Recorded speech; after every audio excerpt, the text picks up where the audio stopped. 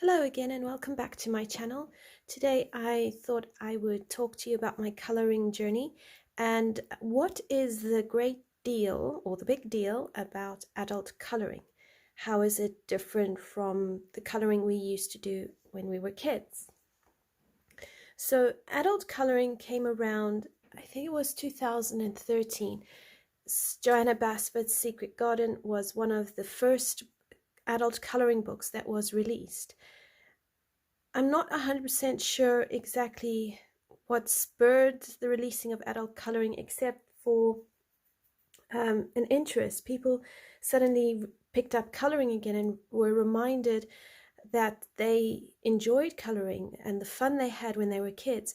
But adults needed something a little bit more exciting and challenging than children's coloring books.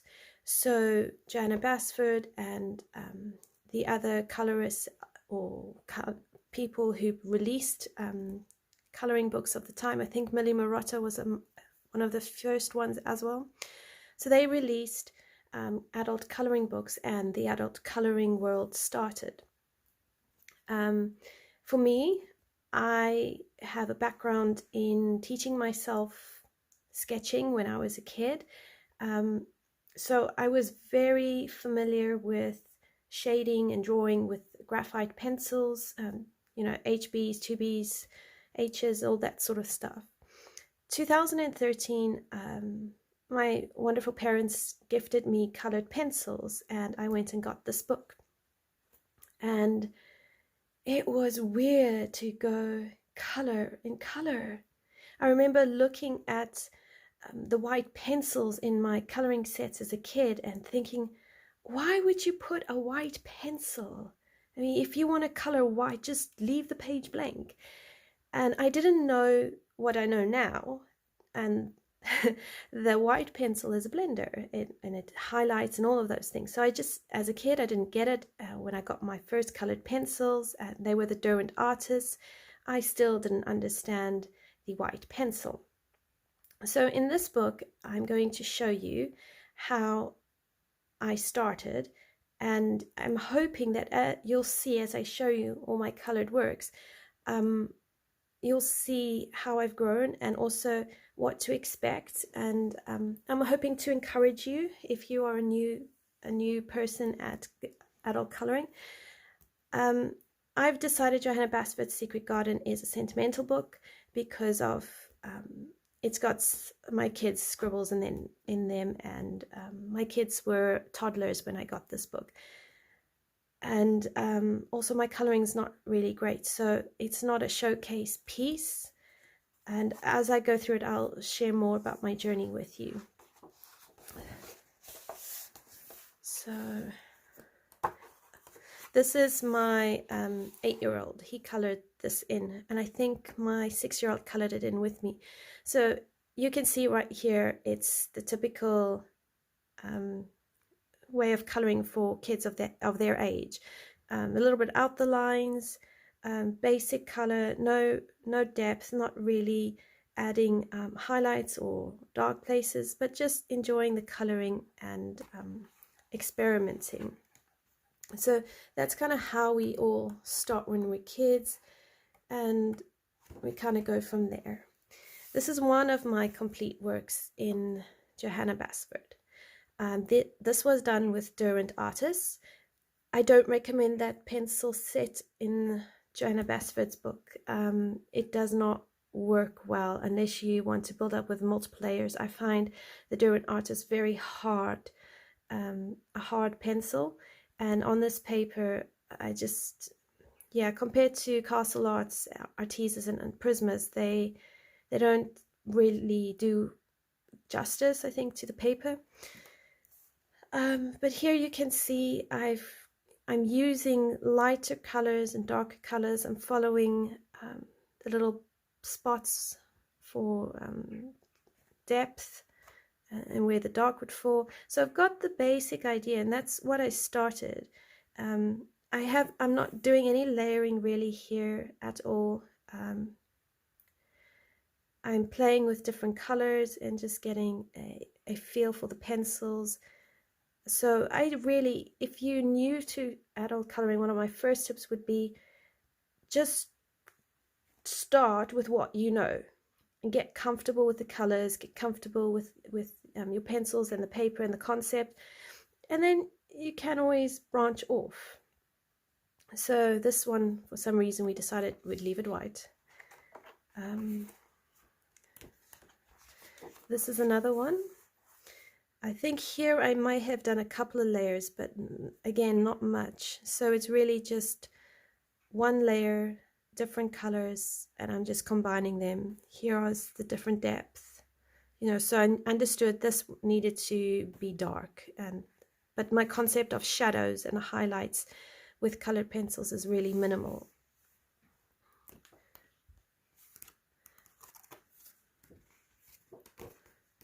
I did not earmark these. Here is my one boy. Yeah, he did this last year, so he was 7. And on this side is my coloring. You can see already I'm starting to use a little bit more shadow and trying to bring highlights in with lighter pencils. I think I may have used Inktense on this. And then here you can see I'm starting to grasp the concept of creating a highlight, so a white spot there, and shadows on the sides. So with the cylindrical shape, you put the shadows on the sides, and then it kind of creates that 3D roundedness. So we didn't finish that page. There's a lot of unfinished pages in here. I think this is Inktense as well, other pencils, so I'm experimenting. Yeah, getting the hang of it. Still a lot of work to do. This one is where I just test different colors, and again, it's not fancy. It's really just taking light greens or light purples and then contrasting it with the dark purple. It's really all I did. Here is probably the only one where I start bringing in a bit of shadow and highlights. This is my tester for Inktense. So here I've been watching a few more videos, and now you can see the difference already starting to emerge. I'm showing myself where the light is, so I'm playing. My light source is supposed to come from here down. And yeah, so this is with Inktense.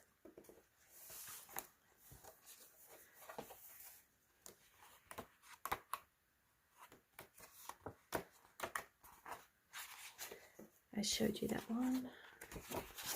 So then there's these two. Now here, this is way back, 2013. I started looking at reference photos and I started bringing in different colors to create the sunflower effect, and also the highlights. So here the concept of layering and is starting to emerge. The same thing over here. You can see I've already layered a few shades of brown, and I'm busy using a darker brown to kind of create that depth and shadow on these corners. You can even see it here on the candle. So again, the concept is emerging.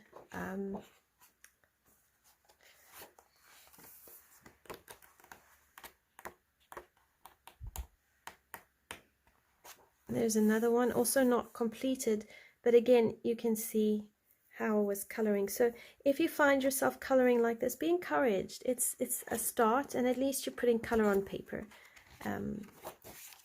This is again, this was Castle Arts, so it's a work in progress. Here I was playing with different color combinations, and by this time, this was in 2020, you can see I've started grasping the idea of using the white pencil as a highlight, and I'm starting to gradient my colors.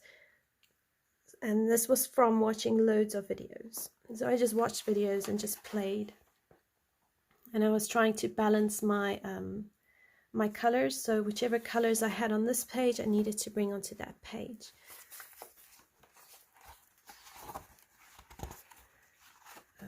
This is another work in progress. Probably these may not get finished.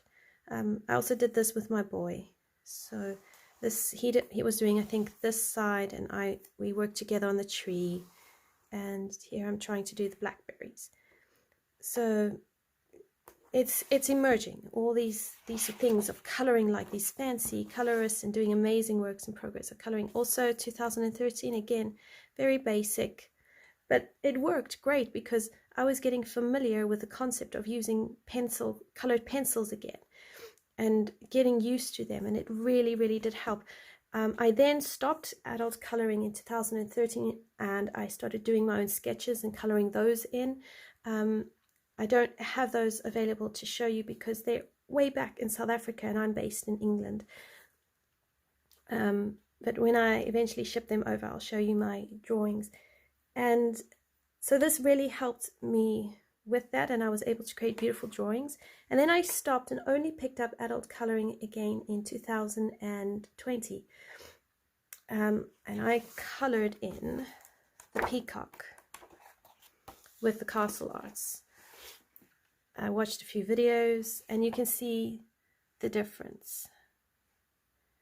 So by 2020, I understood more and more about colored pencils and how I needed to use them. So this was my completed page just over a year ago. And then from there, I bought the castle art pencils, and I went and started coloring other pages. This is my one work in progress, and you can see the chalk and cheese difference in how I'm coloring now. So then I went on to get myself Magical Dawn by Hannah Carlson.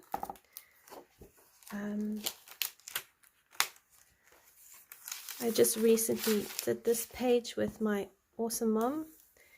We colored it together. We used Castle Arts, Dovecraft glitter glue, white Signo pen, and Mungo pastels, and we did this together, which was really a great experience. I really love coloring with my mom. And I've got Luna Moth.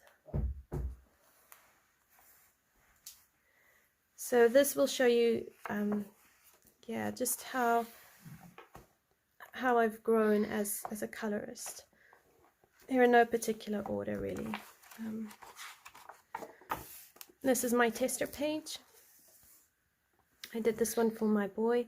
Castle Art pencils and Dovecraft. I also used black Posca for the back.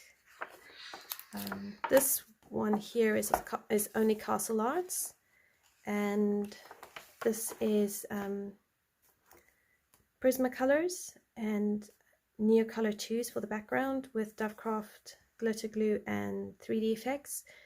Over here I used this chalk paint, tempera paint my kids used, which is quite a blackboardy feel to it. And I also started with some Castle Arts. I finished it with Prismacolors and Dovecraft glitter glue. Then this was started in Castle Arts. I finished it with Arteses and Prismas. The background is done with Derwent soft pastel pencils. I also used Dovecraft 3D effects, the Pearl 3D effects.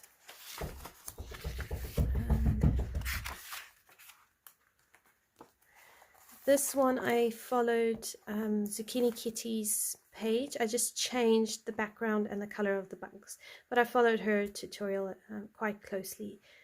And then I put the gold acrylic dots because I somehow ended up with a splotch somewhere around here in the background and decided I needed to cover it up. So I blended the cover up with gold dots.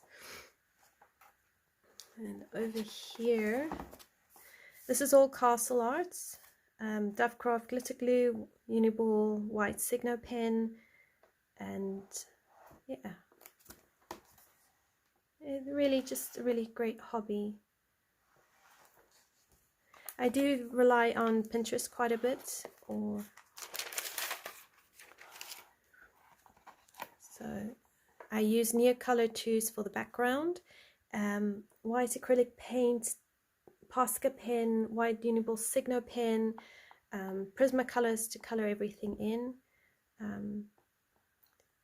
this has a lot of depth and meaning for me because it triggered a lot of emotional response, which art tends to do. So I, at one stage, I wanted to cut out these pages and throw it away, but we persevered, and I'm glad I did. Then this was done with Neocolor 2 in the background, Dovecraft glitter glue, Castle Art pencils, and a little bit of Posca pen, black Posca pen here, and Uniball Signo pen for highlights.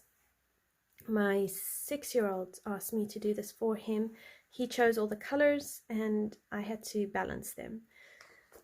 So this is my favorite coloring book. I've colored the most in that. From there I also went into Die Welt unter die Lupe Zulandi by Rita Berman. And here I did this in October 2020 with Bert Funer oil crayons. I bought a set in 2020 for my kids for school and picked up their pencils and colored it in. So yeah, it came out all right. Tried my hand at a bokeh background, which does need a lot more practice.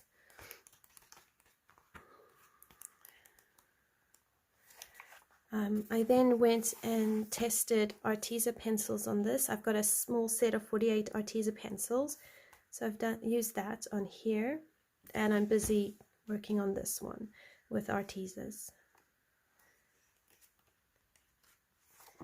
Then this page was done using Neocolor 2's white Uniball Signo pen and Marco Raffine pencils. I found with both the Marco Raffine and the Artezas, they need to be layered to create a nice blend. They can't be, they don't blend by putting the colors next to each other. You have to actually layer them. The Marco Raffine are significantly harder pencils than both the Castle Arts and the Artezas. So this is my finished page in Maria Trolle's book Twilight Garden. I used Castle Arts for almost all the flowers and most of the flowers and vegetation. In the background I used Prismacolor, here I used Prismacolor, and I followed the Chris Cheng tutorial for the background and the cat. Everything else I did on my own. I did use some Pinterest photos for these poppies, and I used a reference photo for the color palette between the poppies and the hyacinths. So that's my Maria Trolle book. In The Magical City by Lizzie Mary Gullen, I followed Peter Hewitt's Inktense tutorial for this page. I really wanted to understand how to use Inktense better, how to create the shadows, the highlights, and I really loved doing the tutorial with Peter Hewitt. Just following along her, it was easy, and yeah, she's got such a great way of understanding color. I mean, she is an artist, so it was a lot of fun to follow along with her, and I learned quite a lot about the Inktense through this page. So that's another tip I'd have for you. If you are new to adult coloring, find something you enjoy to color and see if there are YouTube tutorials you can color along with, and that way it will also guide you and build your confidence in how to color in and how to use the tutorials and your pencils. I mean, if you want to use color alongs, really go for it. Whatever makes you comfortable and whatever helps you to enjoy the hobby. You know, the other tip I would have for you is to start with the basics. So start with what you know, and then pick one area you want to work on and focus on that for a month or so, and then go from there. Once you feel more confident in that, maybe learn how to do something else. And with time, your understanding grows and your skill grows. I've got so much to learn myself. I've got to learn hair a bit better, how to create realistic hair. I tend to prefer the more realism side of things. I really need to learn light sources. I need to work on highlights, putting the highlights in the right place. So there's so much to learn in adult coloring, especially if you want to head towards making art out of it, that we're all on a journey. So don't compare yourself to someone else. You know, as you saw, my earlier works are nothing compared to what I do now, and what I do now is going to pale in comparison to what I'll probably be able to do in 5 years' time. So this is my mermaid in Selena Fenwick's Calm Ocean Mermaids book. I use Prismacolors for this. And here was the first time I used Prismacolor for skin. I didn't follow any tutorial, so I'm not overly thrilled with it, because here on her nose and her face, there's not much contrast between the shadow areas and the highlight areas. So she doesn't look like she has much depth to her, and even here on her cheekbone, there's not much emphasis on her cheekbone. But again, it was the first time I colored skin with Prisma, so I'm not complaining. It was really great. I watched quite a few tutorials to find out how to color in the mermaid's tail, and eventually I told myself, stop trying to get it perfect, just give it a try. I used photos of Pinterest for the lilies and the background. So yeah, you know, here I'm trying out a water drop, which half worked and half didn't work. It's not as well defined as it should be, but we learn. So then in Cutesy Christmas Special, I did one page which was experimenting with fur. So here we've got the mama bear and a baby bear. So I created way too much yellow undertone on this arm, and even up here on her face. I loved how I did the hat, and I'd had a bit of struggle with this fur, which I tried, I think, with blues and purples, but I decided I wanted a warmer tone, so I used yellows. And I also saw someone using yellow in a Santa Claus outfit on YouTube. So the color of the fur actually changes quite a bit. Here is where I found a color mixture I really liked, and I experimented a lot. This is all done in Castle Arts. So this was completely experimental. With fur, you just go in the direction the fur goes. You can't go all the same direction. So on this side, you would make your strokes along the cheekbone, but over here on the nose, you'd go up. Down on the chin, you'd go down. So it's, yeah, I've got a lot to learn about fur as well. One of my earlier coloring books is Nice Little Town 6 by Tanya Bogema Stolava. And I've done a couple of pictures in here, all done with Castle Arts and Derwent soft pastel pencils.